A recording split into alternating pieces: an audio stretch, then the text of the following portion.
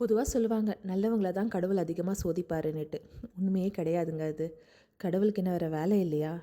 நம்ப செய்ற வேலைக்கு தான் நம்ம பலன் அனுபவிக்கிறோம். அதான் கர்மான்னு சொல்வாங்க. நம்ம செயலுக்கு தான் நம்ம வந்து அந்த பலன் அனுபவிக்கிறோம். ஸோ நல்லவங்க ஏன் கஷ்டப்படுறாங்கன்னா, அதுக்கு அந்த நல்லவங்க தான் காரணம்.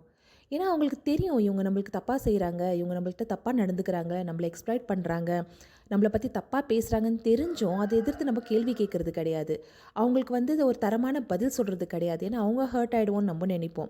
நம்மளுக்கு இல்லனாலும் இன்னொருத்தருக்கு உதவி பண்றதுக்கு நம்மள்ட்ட எப்பவுமே இருக்கும். நம்ம வந்து யாருமே ஹர்ட் பண்ணக்கூடாதுன்னு நெனச்சு நம்மளே ஹர்ட் ஆயிடுவோம். அது வெளிய கூட சொல்ல மாட்டோம்.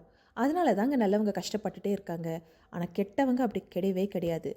அவங்களுக்கு என்ன தேவையோ அது அவங்களுக்கு நல்லா தெரியும். அந்த தேவைக்கு அவங்களுக்கு யார யூட்டிலைஸ் பண்ணிக்கணும்னு தெரியும். அத பண்ணிட்டா அவங்க பிராக்டிகலா போயிட்டே இருப்பாங்க. இதனால யாருக்கு பாதிப்பாகுதுன்னு அவங்களுக்கு எந்த கவலையும் கிடையாது. ஏன்னா அவங்களுக்கு அவங்க மட்டும் தான் முக்கியம். ஆனா நல்லவங்க தன்னை தவிர எல்லார பற்றியும் யோசிப்பாங்க. தன்னை பற்றி யோசிக்கவே மாட்டாங்க. அதனால தான் வந்து அவங்க கஷ்டப்படுறது. எப்போ நம்ம நம்மளையே லவ் பண்ணலையோ, நம்மளையே ரெஸ்பெக்ட் குடுக்கலையோ, மத்தவங்க நம்மளுக்கு ரெஸ்பெக்ட் குடுப்பாங்க, நம்மள கேர் பண்ணிப்பாங்க, நம்ம எப்படி எதிர்பார்க்கறது? ஃபஸ்ட்டு நம்மள ரெஸ்பெக்ட் பண்ணணும். நம்மளுக்கான இம்பார்ட்டன்ஸ் நம்ம தான் ஃபஸ்ட்டு குடுக்கணும். நம்மளோட ப்ரையாரிட்டி நம்ம தான் ஃபஸ்ட்டா இருக்கணும். அப்பதாங்க மத்தவங்க நம்மளுக்கு அந்த இம்பார்ட்டன்ஸோ, அந்த லவ்வோ, அந்த கேரும் குடுப்பாங்க. ஒரு ஃப்ரெண்ட் சர்க்கிளில் பார்த்தீங்கன்னா, ஒருத்தரை மட்டும் எல்லாருமே காமெடி பண்ணுவாங்க. எல்லாமே ஓட்டுவாங்க. அவங்கள படாத பாடு படுத்துவாங்க. ஏன்னா, அந்த பெர்சன் வந்து என்னைக்குமே வந்து என்ன இப்படி பேசாதீங்க, இது தப்புன்னு சொல்லவே மாட்டாங்க. அவங்களுக்காக அவங்க ஸ்டாண்டே எடுக்க மாட்டாங்க. ஆனா, சில பேரை பத்தி பார்த்தீங்கன்னா, யாருமே எதுவுமே பேச மாட்டாங்க. தப்புன்னு தெரிஞ்சும் அவங்களுக்கு எகென்ஸ்ட்டா பேச மாட்டாங்க. ஏன்னா, அவங்கள பத்தி நீங்க பேசிட்டீங்கன்னா, அதுக்கு அவங்க பயங்கரமா வாய்ஸ் ரேஸ் பண்ணுவாங்க.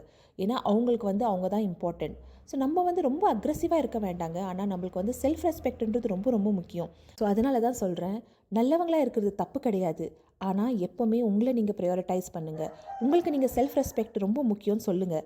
உங்கள நீங்க லவ் பண்ணுங்க. உங்கள நீங்க கேர் பண்ணுங்க. ஸோ உங்களுக்கு நீங்க ப்ரிஃபரன்ஸ் குடுங்க. அதுக்கப்புறம் நீங்க மத்தவங்களுக்காக நீங்க கேர் பண்ணுறதுல தப்பே கிடையாது.